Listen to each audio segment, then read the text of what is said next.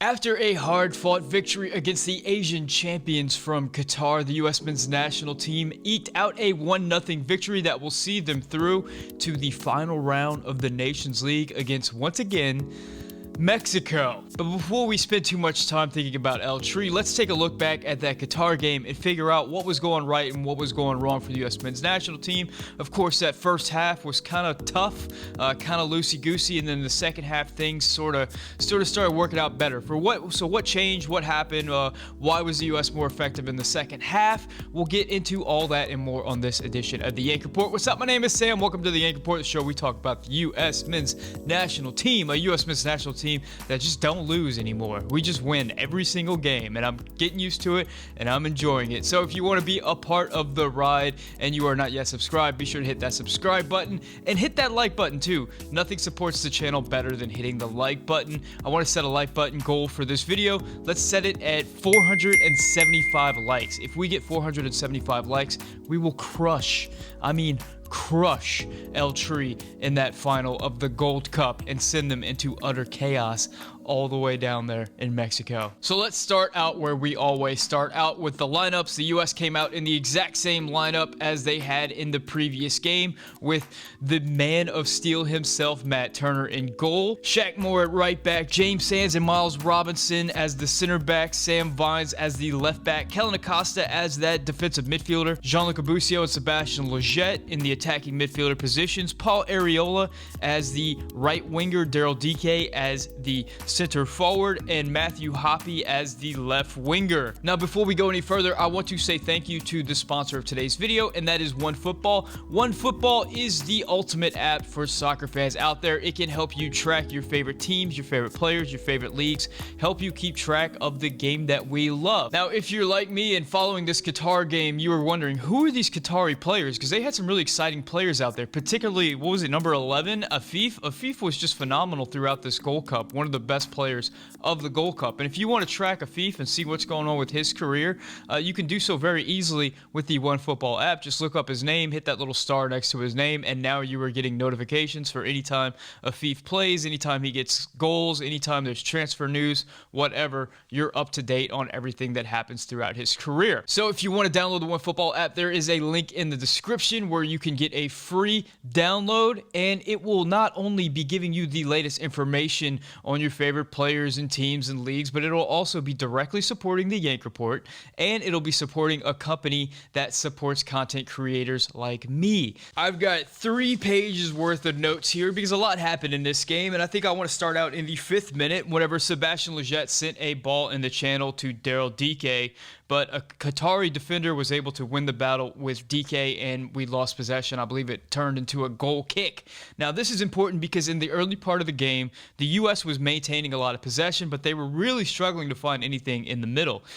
Pretty much everything in the attack for the U.S. was coming down the wings, and particularly in balls over the top into the channel to Daryl Dike. Now, this is not a bad tactic, considering Daryl Dike is just a ferocious player and is a physical issue for any center back out there, but Daryl Dike was not quite Daryl Dike in this Gold Cup tournament, was he? I mean, we saw visibly at some point in the second half that his shoulder was still giving him problems. You know, it's been said that he's been playing professional soccer for 1 year and really hasn't had any breaks. He seems like a player that's sort of run out of gas and could use a few months off for break, and we're seeing a fatigued Daryl Dike in this tournament. Now, I don't know if this is a good representation of Daryl Dike moving forward, if he's going to be able to bounce back from this and get a big transfer to Europe and you know, come back and be that player in qualifying that we all want him to be. But in this particular tournament, and specifically with this tactic of sending balls in the channel for Dike to run down, it was just not working for the U.S. In the 7th minute, Qatar had their first real chance against the U.S. James Sands attempts a ball outside to Sam Vines. A Qatari attacker intercepts the pass, and Qatar launch a counter. A pass finds number 19 for Qatar, who beats Sands inside and takes a shot at the near post that goes wide.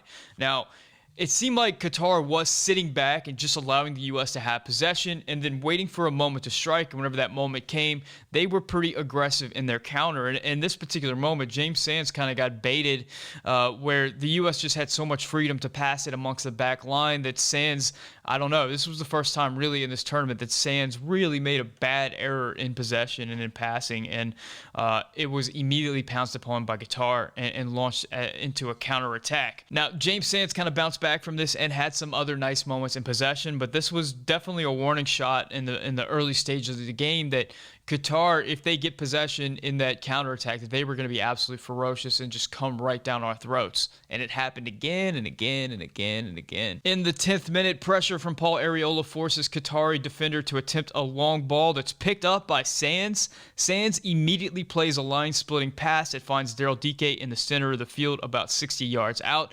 I just mentioned that Sands had that pass that was intercepted, and he bounced back a few minutes later with one of the few line-splitting passes that we saw connect the center backs to the front line of attack for the U.S. One of the few moments of the game in the first half where the U.S. was able to successfully penetrate through the middle, and just one of the best passes of the game from James Sands. Now, Daryl Dike takes a touch and finds Leggett.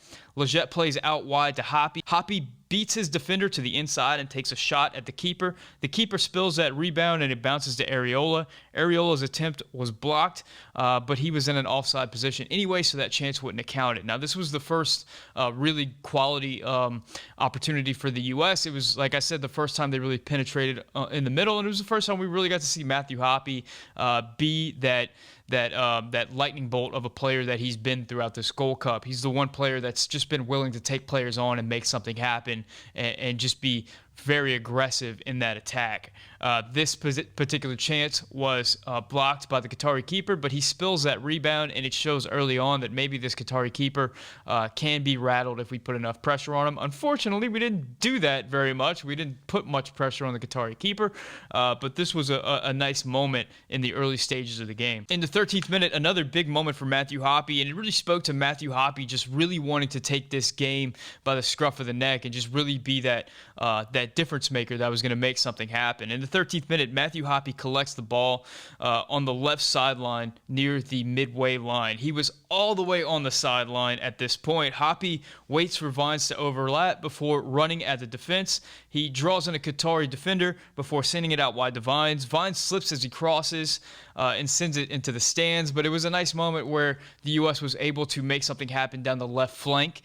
It was another nice moment where Matthew Hoppe was that catalyst that created something in the attack, and it was a nice moment for me to talk about Sam Vines, who I think throughout this game and throughout this tournament has been very solid defensively, and there was a lot of moments in this game where Qatar was attacking up that right flank, up Sam Vines' sideline, and Sam Vines was either in position to make a play on it or he had a tireless run back. I saw him sprint throughout the game to recover position.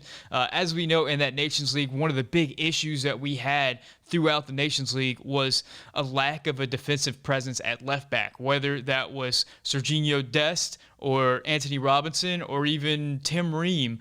It wasn't until it seemed like Kellen Acosta was playing left back in that Mexico game that we actually had somebody at the left back position that was reliable defensively. Now, I'm not saying that Sam Vines is suddenly the starting left back, but I think he definitely has put himself in the conversation as someone who could potentially compete for that left back position and be an option if the U.S. really needs a more defensive-minded left back going forward in qualifying. That being said, this cross from Sam Vines was not very good. Sam Vines had a litany of not so great crosses, and his moments in the attack were not that great. He's never going to be as quality in the attack as someone like an Anthony Robinson, much less a Serginho Dest. So that is definitely his limitation, but his tireless effort on that left flank was something that I was impressed with and have been impressed with throughout this tournament from Vines. In the 17th minute, the U.S. win back possession and attempt to break out. Leggett finds Hoppe on the wing. Hoppe switches to the opposite wing to Areola, who heads it back into the path of Busio. Busio attempts a shot from distance with his left foot that is nearer the corner flag than the goal. And I highlighted this because there was a bunch of instances in that period after the 15th minute where the U.S. started to kind of doubt itself in possession, and we just got really aggressive with our counterattacks. And in doing so, we were just turning the ball over to them again and again and again, and allowing Qatar to recycle possession and just maintain possession and come right back at us. We were really playing right into the hands of Qatar, and it seemed like the U.S. just weren't comfortable. And a lot of those instances, unfortunately, came down to Gianluca Busio. Busio was a bit rattled in that early part of the game, and he was trying to make things happen, but it was just not coming off for him. This is one of those instances where the U.S. had something going in the attack, but Busio just took a really bad shot that was just nowhere near the goal with his weaker foot, and just kind of ruined another moment where the U.S. could have slowed things down and maintained possession and played into their game, but it didn't happen for him. And it wasn't the only time Busio did that. There was a few moments where he attempted passes that he shouldn't have attempted, that he wasn't really that line-breaking pass creator player that we kind of want him to be in this game. In the 19th minute, we have our first ridiculous save from Turner. Qatar has the ball in the U.S. half. A Qatari defender attempts let's call it a shot, pass, cross. Don't know really what it was. It was just a hard hit ball, kind of directly at the U.S. box. James Sands redirects that ball on frame towards the U.S. goal, and Turner has to make a diving save in order to keep it from being an own goal. It was on frame, and boy, Turner with those reflexes. Turner's MO coming into this tournament was being this great shot stopper, and we've been seeing that on display again and again and again and again, and he's really entered the conversation as the U.S. #1. I know a lot of people criticize him because his distribution is not as good as, say, Stefan or maybe even Horvath, but at the end of the day, if you're a goalkeeper, your #1 job is to stop shots, and boy, Matt Turner does a pretty good job at the shot stopping. And if that first save wasn't ridiculous enough for you, Matt Turner a beautiful, beautiful reaction save at the 21st minute. After a U.S. botched counterattack attempt, Qatar plays a long ball from the back out wide to Shaq Moore's flank. Afif gets the ball inside and attempts a shot that deflects off of Busio and flies high into the air and comes down to a oncoming Qatari attacker. The attacker gets a toe to the ball and redirects it towards goal.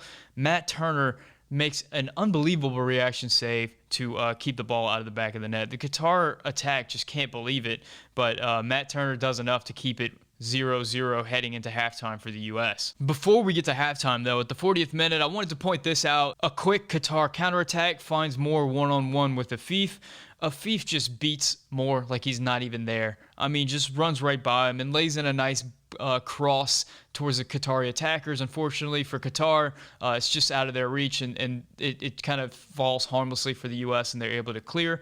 But, throughout this tournament, Shaq Moore has been a player that a lot of people have been high on. And I've kind of been tempering my opinion with Shaq Moore because we just haven't faced really high-end competition. Most of the tournament, he's had freedom to just do whatever he wanted on that right flank. This is the first game where we see a real quality attacker running at Shaq Moore, and there was a lot of instances where he got beat. So that right back depth chart behind Serginho Dest is going to be really interesting moving forward. We do have Reggie Cannon there. We do have Shaq Moore there, but then you have Julian Araujo, you have Reynolds over at Roma, you have Joe Scally, who seems to be breaking into Mönchengladbach at the moment. So it's going to be really interesting to see what happens behind Serginho Dest for that right back spot. So as we head into the half, it is 0-0 thanks to some really nice saves from Matt Turner. The U.S. has been struggling to get the ball through the middle of the Qatari defense. Everything has been out wide, and whenever it goes out wide, players like Daryl Dike and Paul Arriola just aren't winning their one-on-one battles. Greg Berhalter said in his post-game press conference that the message that he sent to the team was that you're not winning your duels, that Qatar is beating us to first balls and second balls. Qatar is winning the 50-50s, that we're allowing them to beat us in those man-on-man situations, and that is what is allowing Qatar to be on the front foot throughout this game. Now, at the start of the second half, there are no changes from either side, but there does seem to be a little bit of a change in mentality, at least for the U.S. men's national team. In that first half, there was a lot of moments where, in possession, players just weren't really taking chances and were kind of just going through the motions. And then there were moments where the U.S. would try to counter in situations where the counter really wasn't on, and we were just giving the ball right back to the Qataris. Coming out for the second half, the U.S. seemed a lot more comfortable in possession and just seemed to be more willing to just hold the ball and just wait for opportunities and just keep dribbling around and make the Qataris run. And in the 52nd minute, the U.S. get a beautiful opportunity when a Qatari counter is cut out by Busio. The U.S. makes a few short passes in midfield before they find Vines out wide on the left. Vines sends a ball out to Hoppy, making a run down the left flank. Hoppy sends an early cross on the ground into the path of Daryl DK that, I mean, for the life of me, I thought the DK was absolutely going to put away. But to credit to Qatari's keeper, he stops this opportunity and keeps it 0-0. But this is an early warning shot showing that the U.S. is starting to kind of feel it and starting to kind of break down this Qatari team heading into the second half. But it's not like it was all U.S. early on, and then probably in the biggest moment of the match up to that point, in the 53rd minute, a Qatari counter finds Sam's one-on-one with Afif. Afif attempts a move inside and is cut out by Sands. Initially, the play is ruled to play on, but even I, like in real time, I thought it was a penalty. And after VAR, I think it was pretty clear that unless you are really seeing the world through red, white, and blue glasses, that was a penalty, and a penalty is given to Qatar. Now, the foul occurred in the 53rd minute. It wasn't until the 59th minute that the foul was actually given and the penalty was awarded. And from the 59th minute on, I mean, Kellyn Acosta just put on a masterclass in CONCACAFery. I'm going to give you a little bit, but I encourage everyone watching this video that if you enjoy the CONCACAFery side of the game, go check out Watke on Twitter. He did a full breakdown of everything Kellyn Acosta did, and it was just, I mean, it was a masterpiece of a Twitter video. But essentially, Kellyn Acosta just starts standing in front of the Qatari penalty taker, kind of being a nuisance, having a look on his face like he doesn't know what's going on, and he's just kind of he looks like I didn't know I couldn't do that kind of vibe. Just very quizzical the entire time, just talking to the penalty taker, just being around. Eventually, after a few minutes, it's not until a minute later that the ref like forces Kellyn Acosta to leave the penalty spot. As he's leaving, for whatever reason, Afif comes over and gives Acosta a little shove. At that point, Acosta freaks out as if, you know, it just has been the worst injustice that's ever happened. And he basically takes on the entire Qatari team. There's a moment where Kellyn Acosta moves back and allows the U.S. team to go in and confront the Qataris, and then he goes back around and finds another Qatari to get in the face-off. Meanwhile, as this is happening, Matt Turner said after the game that he actually went up and talked to the penalty taker and told him, got in his head a little bit, said, I know, I've watched all your penalties, I know exactly what you do. And Turner said as he turned around and walked back to the goal, he mimicked the penalty taker's approach to a penalty just to show him that he really did know what the penalty taker's approach was. And just all this really served to just kind of put the Qataris off. And in the 61st minute, the penalty is finally taken. It's a chip attempt, but the chip goes all wrong. Matt Turner stays in there to the last moment and really puts off the shooter, who puts the ball over the net, and the U.S. survives that one. And I think that was the moment. That was the catalyst for the change in the game, the change in the temperament for the U.S. The U.S. begins to take control after that. The U.S. seemed to be reinvigorated after that. The crowd in Austin seemed to be reinvigorated after that. And I think probably the most important factor in this game is that the Qataris were just tired, man. I think it's important to point out that the Qataris are, while they've been a fantastic team throughout this Gold Cup, are not a very deep team. They haven't been able to change out players as much as teams like the U.S. and Mexico have, and we really started to see that in this game. The Qataris, just like the U.S., played their last game only a few days ago. So by the time the 60th minute came around, you could see, man, the heads started going down, and the runs in the first half that were sprints just started turning into jogs. Players were losing their assignments, and it was really starting to set in that while the Qataris were sort of losing strength, the U.S. had a lot more in the tank, and they had a lot more subs, a lot more quality subs that they could bring on to really take it to the Qataris. Now, in the 62nd minute, I want to point this out just because it made me laugh. It's clear that the U.S. is bringing on subs. It's clear that Reggie Cannon is going to come on for Shaq Moore. But before Shaq Moore goes off, he gives a nice kick to Afif to remember him by. So in the 62nd minute, the cavalry does arrive for the U.S. Zardes, Roldan, and Cannon come on. Busio, DK, and Moore come off. And at that point in the game, the U.S. they looked so much brighter and had so much more energy compared to the Qataris, who were really playing on tired legs.